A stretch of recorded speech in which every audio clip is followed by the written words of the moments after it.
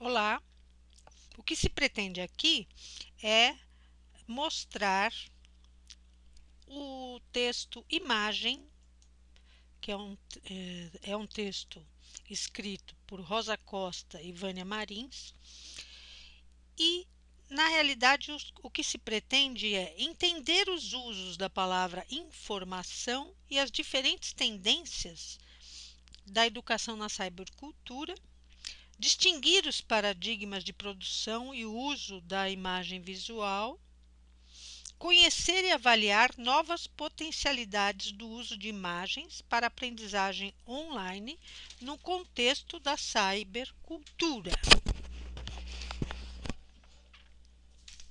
Então vamos lá.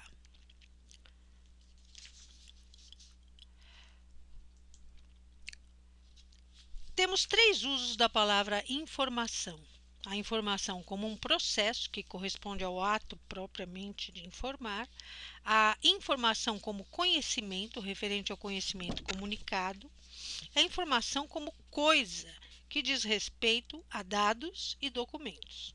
A informação potencializada pelo digital em rede é o que atualmente está associada à ideia de cyberespaço. Então vamos, o que será que é cyberespaço? Vamos entender melhor esse conceito. O cyberespaço é uma máquina abstrata que rompe os territórios e une transversalmente os níveis maquínicos, materiais, cognitivos, afetivos, estéticos e sociais. Na realidade, o cyberespaço é a ecologia do virtual, conforme Guattari fala. Então, o cyberespaço molda uma nova organização social, estruturando novas relações espaço-temporais e afetando o pensamento, a inteligência e a sensibilidade. E aí, a educação da cybercultura. O que acontece com a educação no contexto da cybercultura? Então, nós temos três tendências principais. O acesso à informação, que é o que propicia a internet e o World Wide Web, né? A mudança do paradigma educacional, que antes era centrado no professor e agora passa a ser centrado no aprendiz, porque ele busca e produz conhecimento colaborativamente. E as tendências perceptivo-cognitivas por parte do leitor passaram a ser de um leitor imersivo, de formas híbridas de signos, isso dito pelo Santaella e pelo Levi. Há mudanças do polo de emissão da informação das instituições para os indivíduos. Então, o acesso à informação, que você pode ter, é uma coisa universalmente garantida, né? A mudança de paradigma e o leitor imersivo. Então, estudar o caminho da arte e o poder das imagens é importante. Por quê? Porque, segundo Gombrich, a sua história não é uma história de progresso técnico, mas de ideias, de concepções, de necessidades em constantes mudanças. Então, está aí uma imagem que eu coloquei para representar os caminhos da arte e uma imagem para representar o poder que a imagem tem.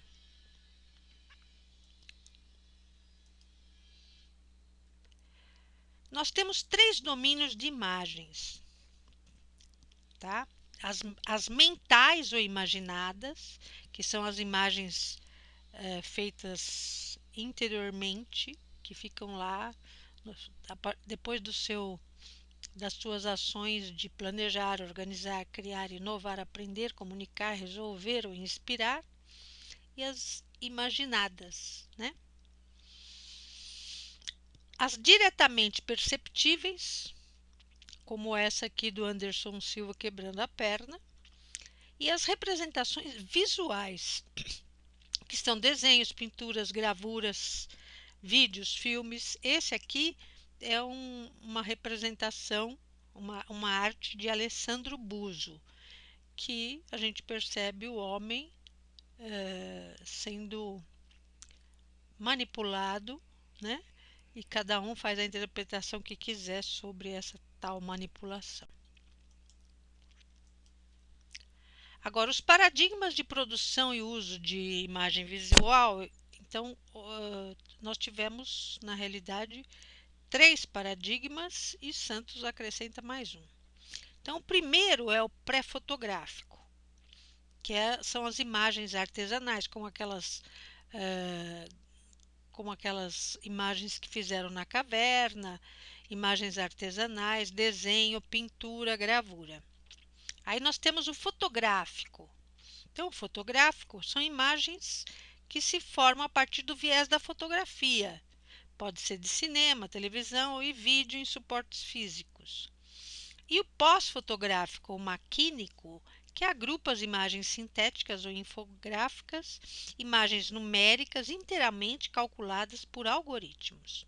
A estes, Santos acrescenta as imagens da contemporaneidade, que são ubíquas, voláteis, fluidas, soltas e viajantes.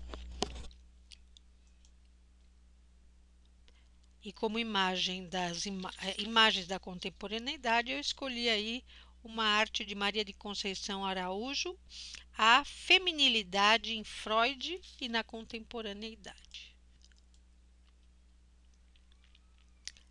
Então, as imagens egípcias que nós vimos lá no começo, né, falando que eles representavam a vida real, fornecem um quadro da vida do Egito há milhares de anos e como os pintores representavam a imagem, por imagens à vida real.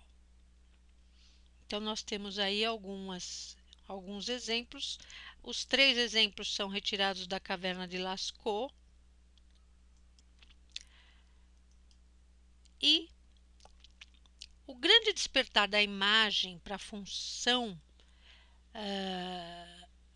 que deixou de ser ritual, né, que passou a ter mais liberdade, ocorreu com os gregos. Por quê? Porque eles começaram a se interessar pelas obras de arte desvinculadas da sua função política ou religiosa.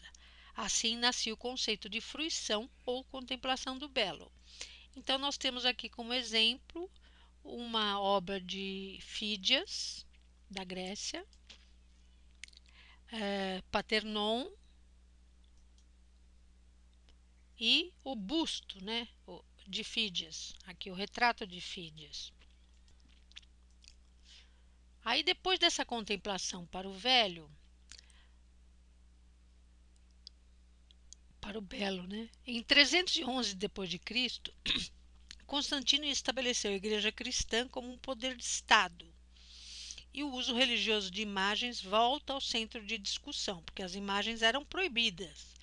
O uso religioso de imagens, né? Fazer desenhos de imagens santas não podia. Então, o que aconteceu? Como muitos membros da igreja não sabiam ler ou escrever, as imagens acabaram por incumbir-se de ensiná-los a doutrina cristã. Neste momento, as imagens aparecem como narrativa. Então, nós temos aqui uma narrativa que mostra a invasão dos povos bárbaros no Império Romano, que foi o que motivou Constantino a ir para Bizâncio, né?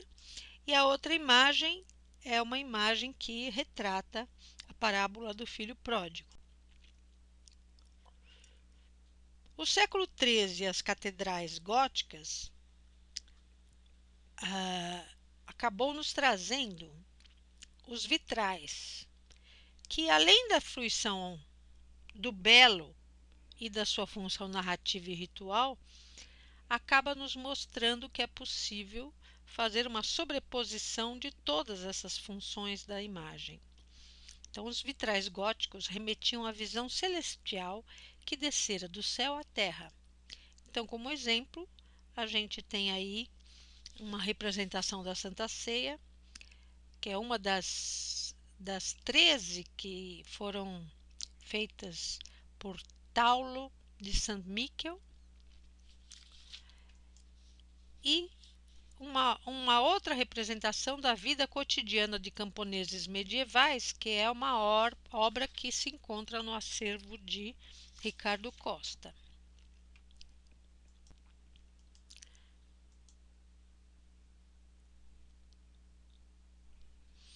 O surgimento da fotografia em 1830 trouxe uma mudança na percepção e no uso da arte como representação do real. A capacidade técnica de reproduzir o real deixava a pintura naturalista em segundo plano.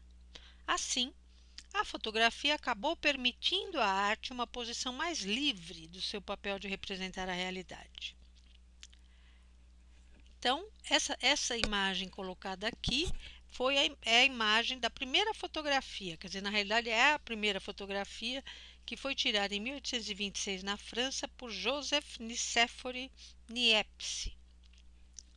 E aqui nós temos uma outra imagem obtida por Louis Daguerre, que ele intitulou de Cena Cotidiana de Paris em 1838, e que tem uma característica interessante, que a gente olha e dá a impressão que não tinha ninguém em Paris em 1838, mas na realidade é porque o filme demorava muito para fixar a imagem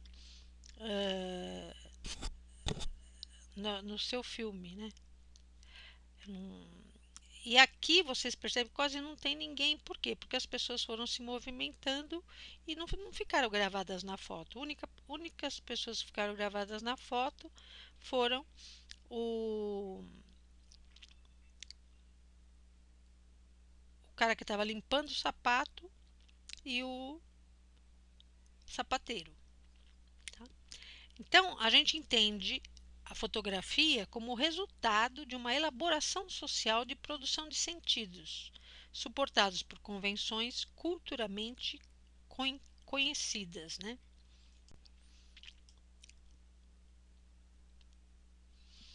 Sejam as imagens estáticas como as de movimento, os conceitos inscritos nas imagens traduzem a leitura de mundo de quem as produziu. Então aqui nós temos uma imagem que é do livro produzido por José Maria Melado, de fotos digitais de excelente qualidade. Tá? Então, esse aqui é José Maria Melado.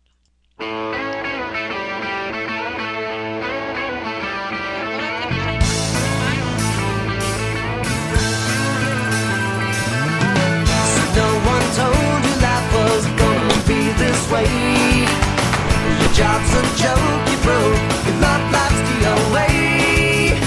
It's like you're always stuck in second gear, when it hasn't been your day, your week, your month, or even your year. But I'll be there for you when the rain starts to fall. I'll be there for you like I've been there before. I'll be there for you, 'cause you're there for me too.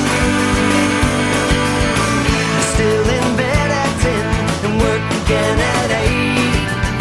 You burned your breakfast so far, things are going great. Your mother warned you there'd be days like these, but she didn't tell you when the world was brought you down to your knees. That I'll be there for you when the rain starts to fall.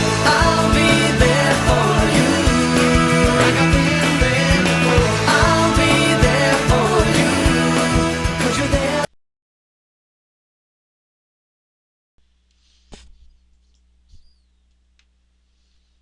Então, assim, a imagem ela começa ritualizada nas pinturas do interior das cavernas e percorre os séculos e segue cumprindo as funções estética, que de fruição do belo, de apreciação do belo, de narrativa. Ela pode ser também um documento pode ser considerada como representativa do real, do ideal, de ideias e de informações. Somente agora, com a captura do instantâneo e do banal, que foi uma função acrescentada pelas imagens da contemporaneidade, que a imagem se torna desritualizada. Então, essa aqui é uma imagem ritualizada e aqui um instantâneo da vida tirado por um fotógrafo, que na realidade ela é desritualizada e a gente interpreta segundo a gente vê. O fotógrafo interpretou de uma forma e a gente interpreta de uma forma talvez até diferente.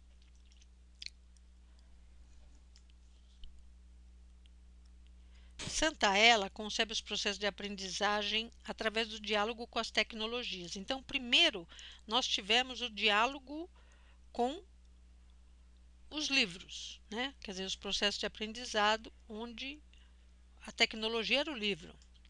Depois, nós passamos a ter a educação online, que é aquela que começa a usar também as tecnologias digitais, de computador, etc. E a última, que é a que nós estamos ingressando, que é a aprendizagem ubíqua. Quer dizer, a aprendizagem que se faz em qualquer lugar, né? Ele adverte que a diversidade tecnológica e a hibridação crescente que a ecologia midiática transporta para o campo da educação não deve levar à falsa crença de que formas emergentes de aprendizagem e novos modelos educacionais tenham que apagar as formas e modelos precedentes.